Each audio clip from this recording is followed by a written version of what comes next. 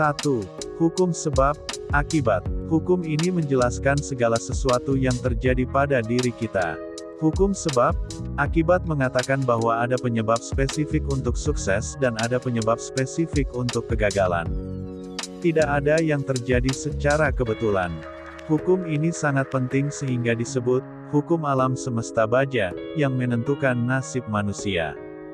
Jika Anda ingin mendapatkan sesuatu, atau ingin mendapatkan sesuatu lebih banyak, maka yang perlu Anda lakukan adalah Anda menyediakan lebih banyak sebab yang dapat menghasilkan akibat yang Anda inginkan. Hukum sebab, akibat ini biasa disebut juga sebagai hukum menabur dan menuai. Hukum ini mengatakan apa saja yang Anda tabur akan Anda tuai. Apa yang Anda tuai hari ini adalah hasil dari apa yang Anda tabur di masa lalu. Kalau Anda ingin menuai hasil panen yang berbeda di bidang apa saja dalam hidup Anda di masa mendatang, maka Anda perlu menabur benih yang berbeda hari ini.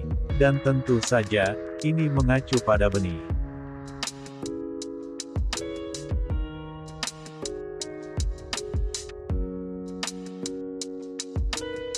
Dua. Hukum kompensasi. Hukum ini merupakan kelanjutan dari hukum menabur dan menuai. Hukum kompensasi menyatakan bahwa Anda mendapatkan hasil sebanding dengan upaya atau kontribusi yang Anda lakukan, titik. Tidak lebih dan tidak kurang. Pas ukurannya dan pas takarannya. Dengan demikian apa yang telah Anda capai dalam hidup Anda saat ini, misalnya dari segi finansial, merupakan kompensasi atau hasil dari apa yang telah Anda lakukan di masa lalu. Jika Anda ingin meningkatkan hasil Anda, maka Anda harus meningkatkan nilai kontribusi yang Anda lakukan.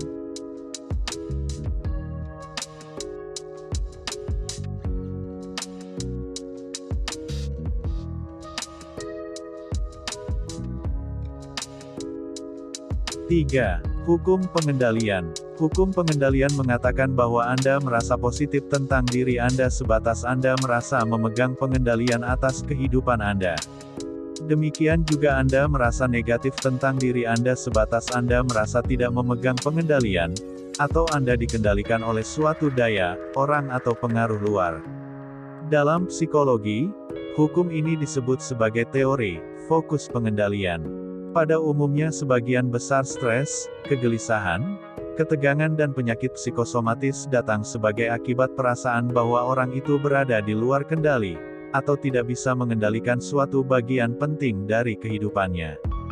Sebagai contoh, kalau Anda merasa bahwa hidup Anda dikendalikan oleh utang Anda, bos Anda, atau gangguan kesehatan Anda, atau hubungan yang buruk, atau perilaku orang lain, maka Anda akan menderita stres. Stres ini akan muncul dalam bentuk kekesalan, kemarahan, dan rasa tidak senang. Kalau tidak diatasi, ini bisa meningkat menjadi insomnia, tekanan jiwa atau berbagai penyakit. Bahkan bisa kena 3S, yaitu stres, stroke, dan stop alias dibungkus mati. Dalam setiap kasus, pengendalian atas kehidupan Anda dimulai dengan pemikiran Anda, satu-satunya hal yang bisa Anda kendalikan sepenuhnya. Disiplin pribadi, penguasaan diri, pengendalian diri semuanya dimulai dengan pengambilan kendali Anda atas pemikiran Anda. Pikiran Anda lah yang menentukan apa arti suatu kejadian itu terhadap diri Anda. Sebagaimana Eleanor Roosevelt berkata, tidak ada seorang pun yang bisa membuat diri Anda rendah tanpa persetujuan Anda.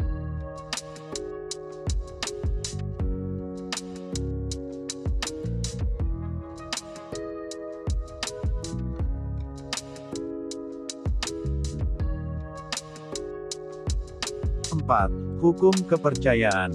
Hukum kepercayaan mengatakan bahwa apapun yang Anda percayai dengan sungguh-sungguh dan melibatkan emosi akan menjadi kenyataan Anda. Dalam bahasa Inggris dikatakan, you will see it when you believe it. Kepercayaan Anda mengendalikan realita Anda. Mengapa? Karena Anda akan konsisten bertindak sejalan dengan kepercayaan Anda. Kita dapat melihat kepercayaan seseorang hanya dengan melihat apa yang mereka lakukan. Tindakan merupakan perwujudan dari kepercayaan. Hukum ini berlaku dua arah.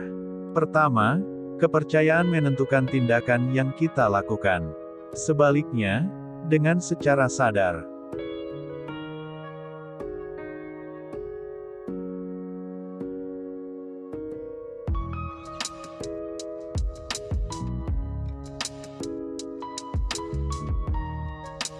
5.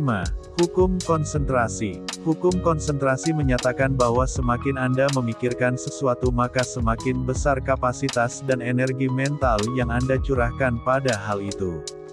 Semakin kuat pikiran itu, maka semakin kuat pengaruhnya terhadap perilaku Anda. Kekuatan hukum ini ibarat pedang bermata dua, bisa membantu Anda dan bisa menghancurkan hidup Anda.